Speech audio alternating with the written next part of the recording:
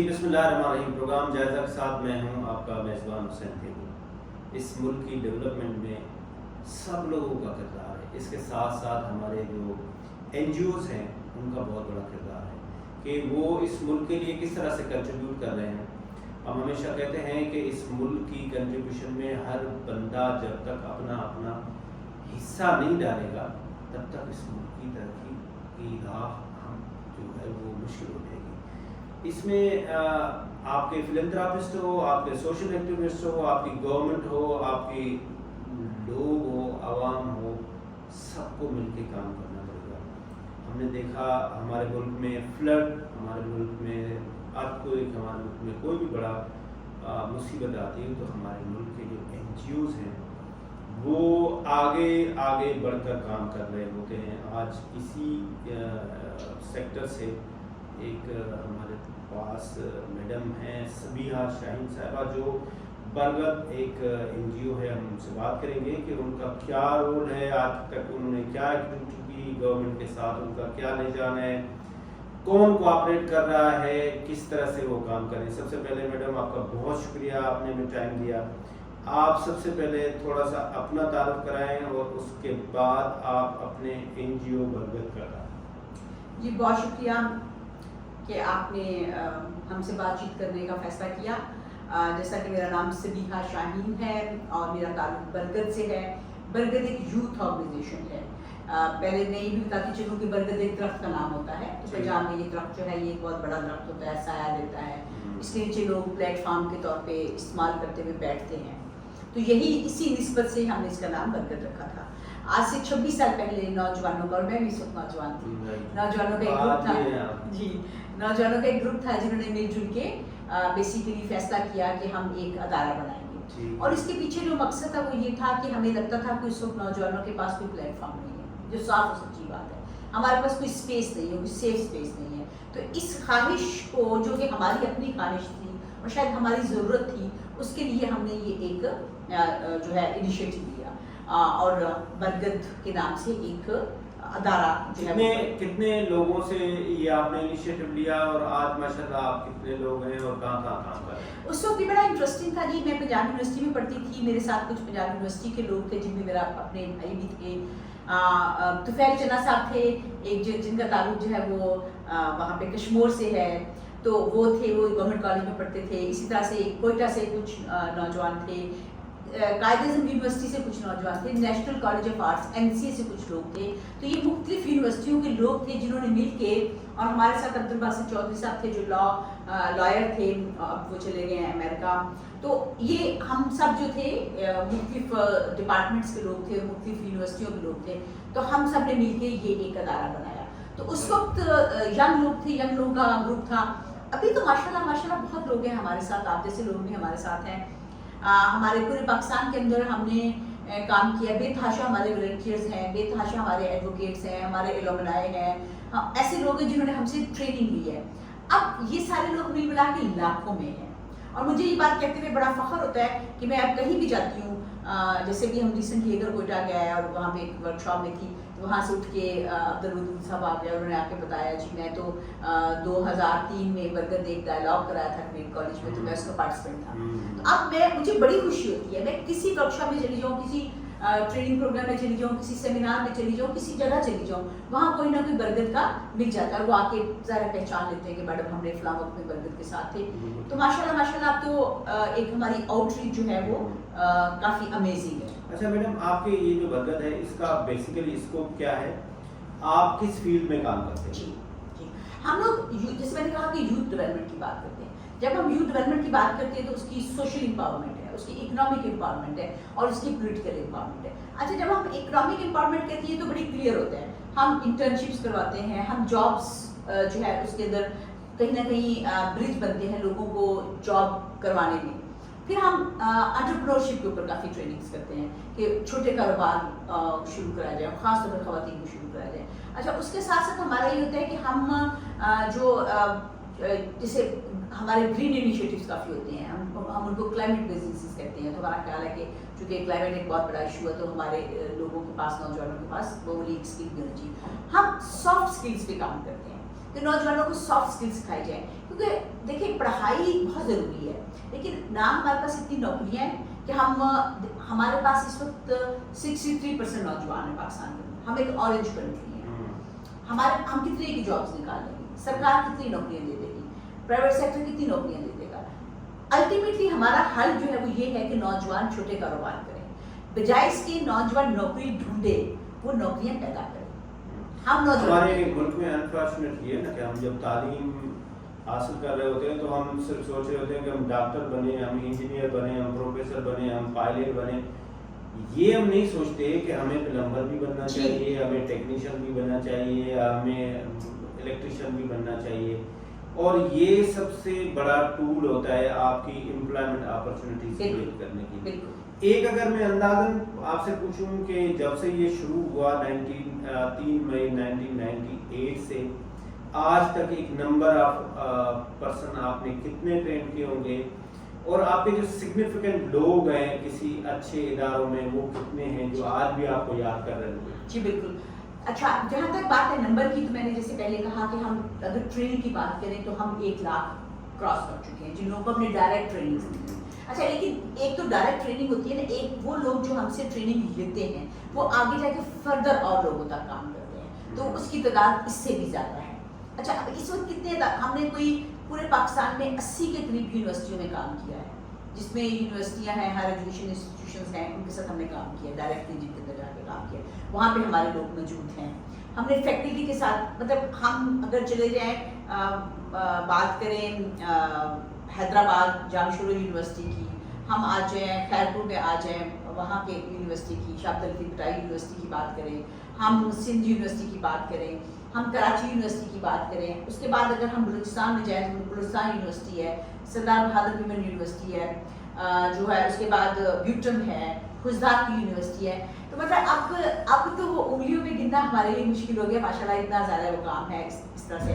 लेकिन जो मुझे खुशी है वो ये है कि बरगद के जो अलमनाए हैं वो हमारी सपोर्ट बनते हैं।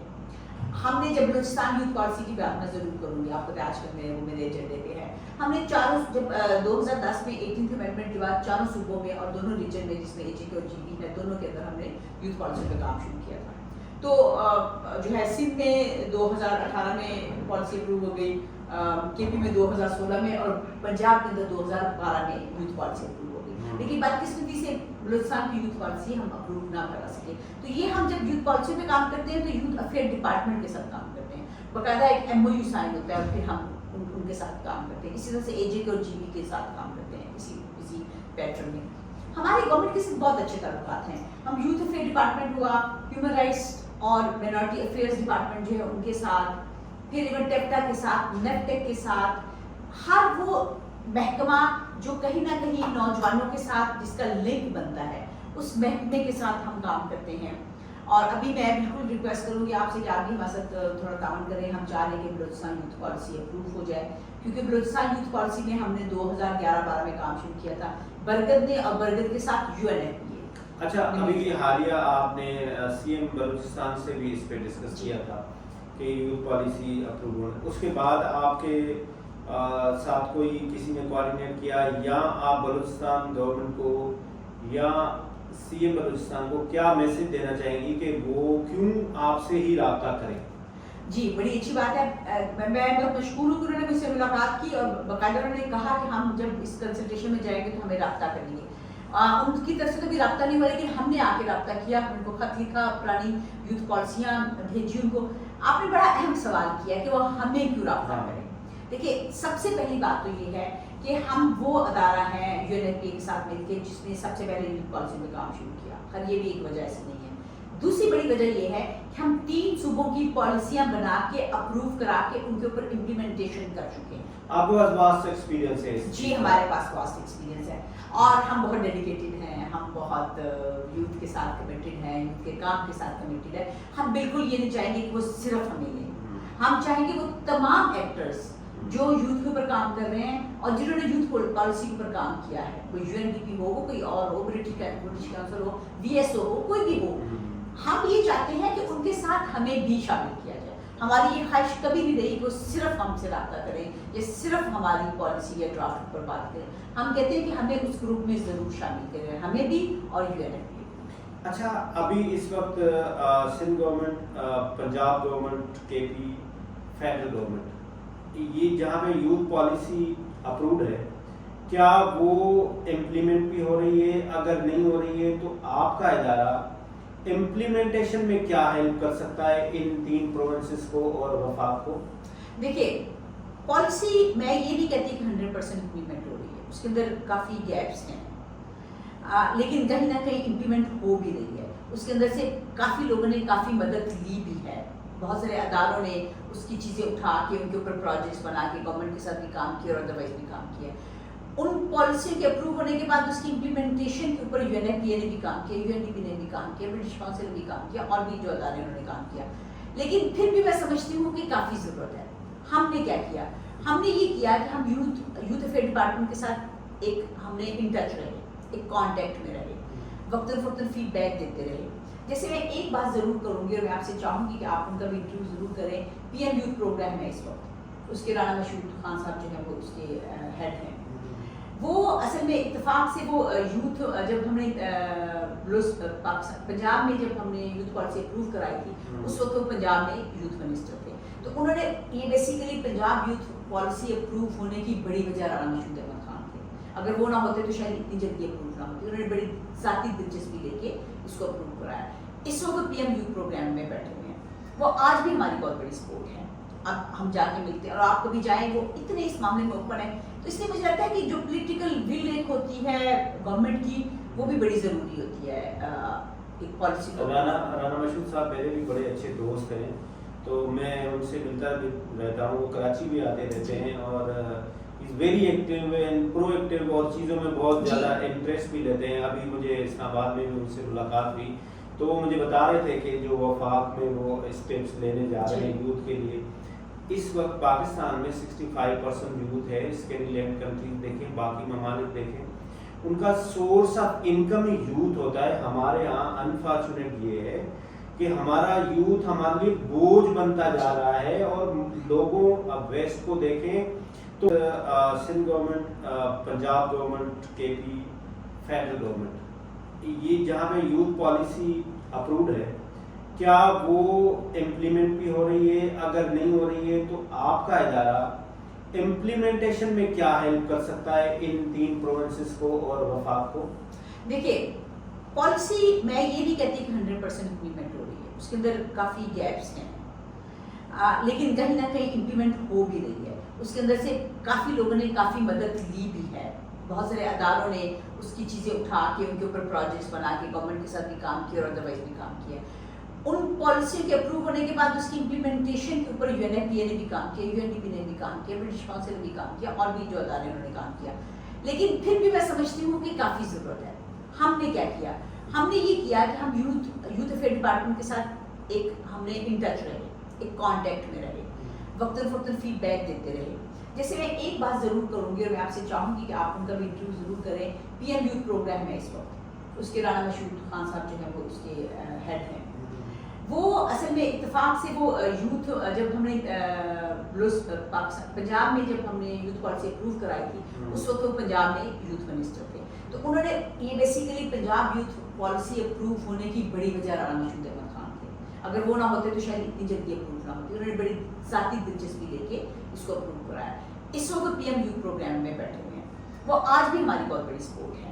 اب ہم جا کے ملتے ہیں اور آپ کبھی جائیں, وہ اتنے اس معاملے میں اوپن ہے. تو اس لیے مجھے لگتا ہے کہ جو پولیٹیکل ول ایک ہوتی ہے گورنمنٹ کی, وہ بھی بڑی ضروری ہوتی ہے ایک پالیسی کو. رانا مشہور صاحب میرے بھی بڑے اچھے دوست ہیں, تو میں ان سے ملتا بھی رہتا ہوں. وہ کراچی بھی آتے رہتے ہیں اور is very active and pro active, اور چیزوں میں بہت زیادہ انٹرسٹ بھی لیتے ہیں. ابھی مجھے اسلام آباد میں بھی ان سے ملاقات ہوئی, تو وہ مجھے بتا رہے تھے کہ جو وفاق میں وہ اسٹیپس لینے جا رہے ہیں یوتھ کے لیے.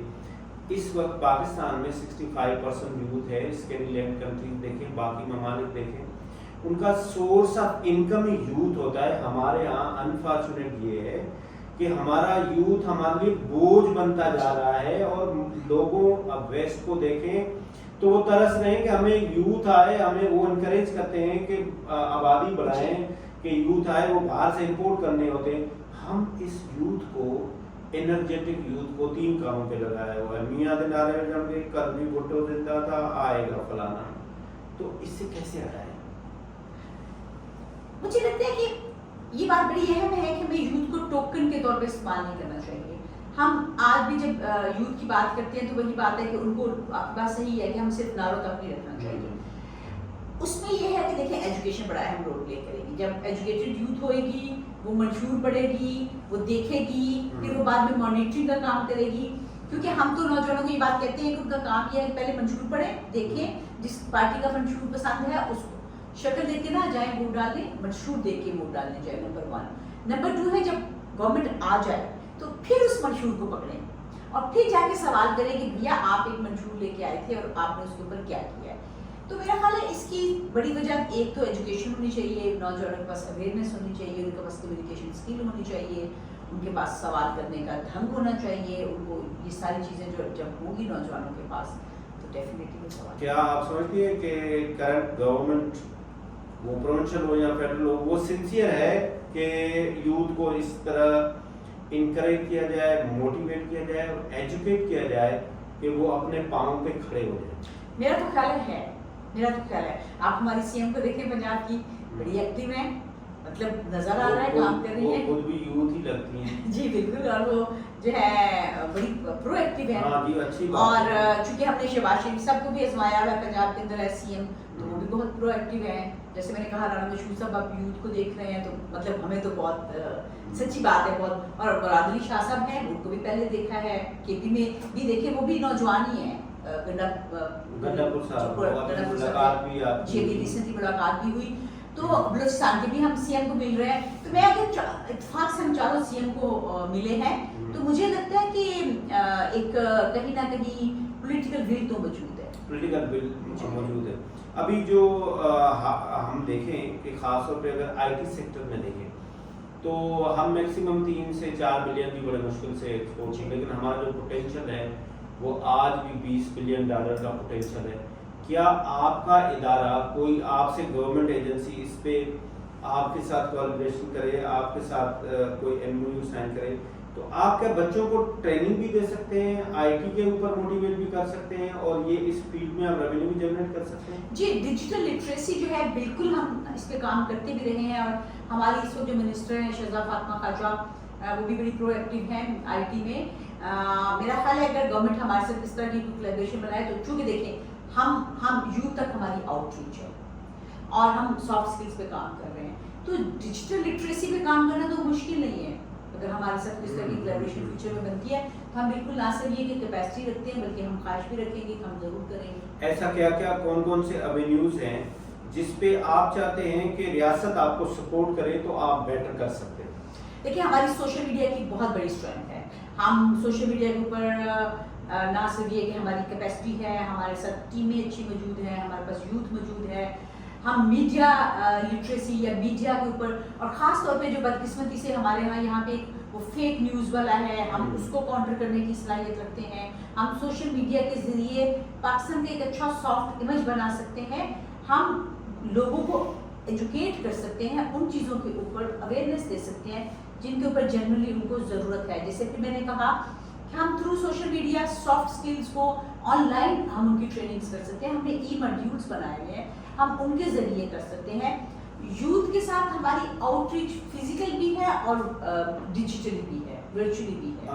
ابھی آپ کا کیا اس وقت آپ کا ایکسپینس بجٹ کیا ہے, آپ کا انکم سورس کیا ہے, اور آپ کون سے ایونیوز ہیں جس پہ آپ کو گورنمنٹ اگر ہیلپ کرے تو گورنمنٹ کے لیے بھی ون ون سچویشن ہوگی اور آپ کے لیے بھی ون ون سچویشن ہوگی؟ جی, اینول بجٹ تو میں ایگزیکٹلی نہیں بتا سکتی وہ, چونکہ میرا ڈومین نہیں ہے, لیکن جیسے مجھے لگتا ہے, مجھے اس میں نا وہ ملینز میں سمجھ میں نہیں آتی, 100 ملین یا کچھ اس طرح ہوگا ہمارا اینول بجٹ. 100 ملین کا مجھے یہ بھی صحیح پتا, 10 کروڑ تک شاید. اچھا, دوسرا یہ ہے کہ ہمیں ہمارے انٹرنیشنل آرگنائزیشنز ہیں جو ہمارے ساتھ, انٹرنیشنل ڈونرز ہیں, انٹرنیشنل آرگنائزیشنز ہیں جو ہمیں فنڈ کرتی ہیں, UN کے ادارے ہیں جو ہمیں فنڈ کرتے ہیں, اور بالکل ہم سافٹ، اور ہم نے گورنمنٹ کے ساتھ بھی کام کیا. By the way youth affair department Punjab نے ہمارے ساتھ ہمیں فنڈنگ کی تھی، ہمارے ساتھ کام کیا تھا.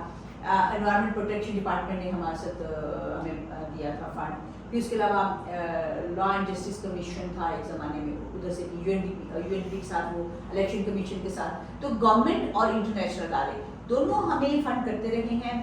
اور جیسا میں نے کہا کہ یوتھ کو لے کے جو بھی چیز ہوگی یہ ہمارا اسکوپ بھی ہے، ہمارا مینڈیٹ بھی ہے اور ہماری ایکسپرٹی بھی ہے. تو ہم اس پہ کام کریں. آپ آخر میں کیا میسج دیں گی خاص طور پہ یوتھ کو اور گورنمنٹ کو، اور جہاں جو فلنتھراپسٹ ہمارے ملک میں ہیں ان کے لیے آپ کا کیا؟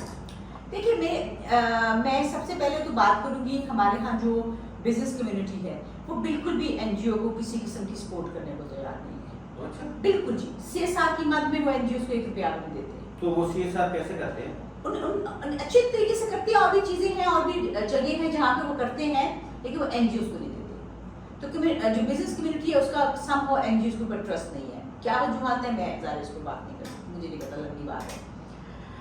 دوسری بات ہے کہ گورنمنٹ سے میں کہوں گی کہ یوتھ پہ انویسٹ کریں، جیسے آپ نے بھی کہا تھا. یہ ہمیں اس کو ڈیویڈنڈ بنانا ہے، ہمیں اس کو ڈیزاسٹر نہیں بنانا، ہمیں اس کو ڈیویڈنڈ بنانا ہے، فائدہ بنانا ہے. اور یہ ہماری بہت بڑی اسٹرینتھ ہے. تو گورنمنٹ کو چاہیے کہ وہ یوتھ پہ انویسٹ کرے. رہی بات یوتھ کی، تو میں یوتھ کو ہمیشہ، میں چونکہ ان کی ایڈوکیٹ ہوں، میرا یقین ہے کہ اگر اچھی اپرچونٹی آئے تو ہماری یوتھ جو ہے وہ پرو ایکٹیو ہو جاتی ہے.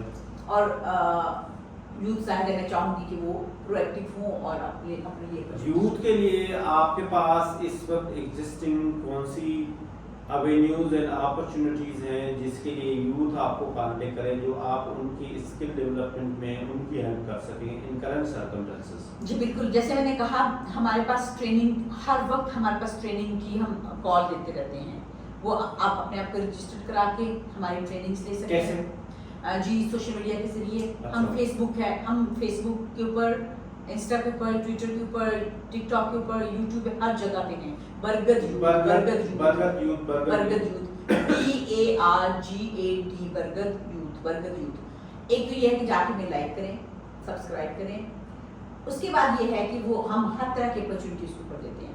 ہم بہت زیادہ ایکٹیویٹی کرواتے ہیں، فیسٹیولس کرواتے ہیں، ہم سیمینارز کرواتے ہیں، ہم ایکسچینج پروگرامس کراتے ہیں، ہم ڈائیورسٹی ٹورس کراتے ہیں. ہم کرتارپور لے کے جاتے ہیں نوجوانوں کو، تاکہ لوگوں کے اندر ایک وہ ہارمنی اور ایک ریلیجیس جو ٹالرنس ہے وہ بھی پیدا ہو. تو اس کے لیے لے کے جاتے ہیں. تو ہماری تمام چیزیں جو ہیں وہ سوشل میڈیا پہ آتی ہیں. لوگ اگر جا کے وہاں دیکھیں، وہاں پہ ہم نے فارم دیا ہوتا ہے، وہاں پہ ہم نے لنک دیا ہوتا ہے، وہاں پہ ہم نے فون نمبر دیے ہوتے ہیں، ہم نے ای میل دی ہوتی ہے. لوگ ہم سے میڈم صبیہ شاہین، آپ کا بہت بہت شکریہ. اس کے ساتھ آج کا پروگرام ختم ہوا.